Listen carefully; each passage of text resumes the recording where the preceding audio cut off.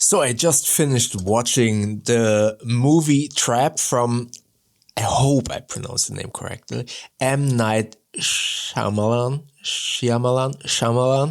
on Netflix. And I wanted to make a review about that movie. I'm really glad I watched it on Netflix. I feel like this director had amazing movies the first time around, and then it slowly, maybe not as slowly as I'm now trying to explain it, but there was a huge decline in the quality of his movies. And unfortunately, he was known for being the director with this huge twists in the story, where everyone, when they saw his first movies, everyone was like blown away by these twists in the end. And that's basically what he was known for. And I feel like he wasn't able to kind of get out of that kind of perception that he's doing that, or he wasn't able to kind of deliver in his latest movies. And honestly, since his first movies that blew me away, there was nothing that really impressed me. And I thought, okay, let's give him another chance watching this movie on Netflix. Just turn it on. I don't go to movies for this one. And I would have been very disappointed if I would have watched this in the cinemas, because the first half, the premise is actually cool in a way, but then it switches to and it ends with so the quick synopsis. So we have Josh Hartnett, which I think is amazing that he basically came back after a huge pause. I thought he had a good run when he was younger and then it was kind of over. But now he actually had a couple of cool roles that I did enjoy. One of them was this one film where he was this somewhat contract killer or something. Totally forgot the name of the movie, but it starts out in Thailand and then he's in a plane and it was really good. Forgot the name. But if you Google Josh Hartnett, I think it's one of the few movies that he just made, and that one was really good. So I kind of wanted to see him in this movie. So he's not a protagonist, he's an antagonist. And this is not a spoiler because this is basically also in the trailer. He is a villain. And he goes to his concert with his kid, and this whole concert is being locked down because they look for a killer, which is Josh Hartnett. And that's the reason why this movie is called Trapped, because he's trapped at the concert. So that premise, this whole storyline is actually really interesting. And I did like the first half. It was really enjoyable. And then we go to the second part, which involves the singer of the concert, who becomes the protagonist of the story.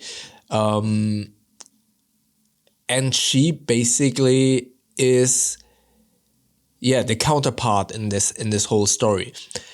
And her acting is terrible. I really, really didn't like her acting. And honestly, I did not like how, I understand where the story was going, but it was so boring and it was so... I could see through everything, and at the end there was no really like twist. That's the downfall of this director. He basically made himself the director with the big twist, so you basically expect that. And if there is not a big twist in the end, and actually it's a stupid ending.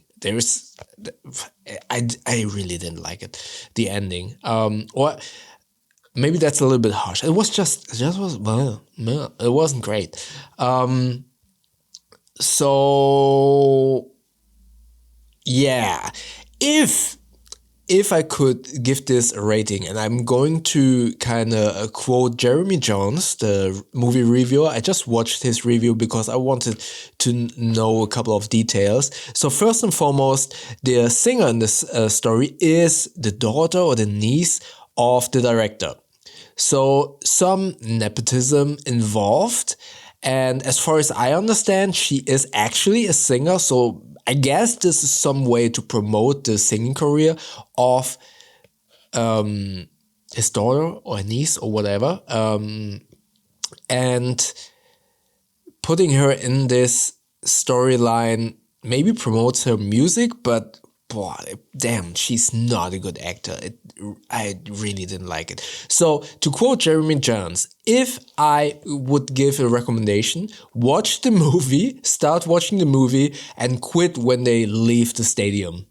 That's that's actually a really good recommendation from quoting Jeremy Jahns, because the first half is really interesting. I did like it, but then it's meh. It's not great. So yeah, that was my review about that movie. I gave it a chance. It didn't deliver. Only the first half delivered. The rest was just meh. If you saw that movie, let me know in the comment section below what you thought. What are your thoughts about that? And maybe let me know, what was your favorite M. Night Shyamalan movie? He had a couple of good ones, so I'm not saying he's not talented, but I think he's not able to deliver, and I think he should try to reinvent himself so that the perception of him, of being this director with twists, kind of gets away, because it's not great. I mean, he also did the one with Will Smith, After Earth or something. That was terrible as well. I mean, that one wasn't supposed to have like this huge twist. It had a twist, but also not great. Yeah, let me know which one did you like the best. All right, maybe check out my video from yesterday up here. YouTube thinks that you like the video down here. And don't forget to subscribe by clicking the button up here. That way we see each other in the next video. Thank you very much.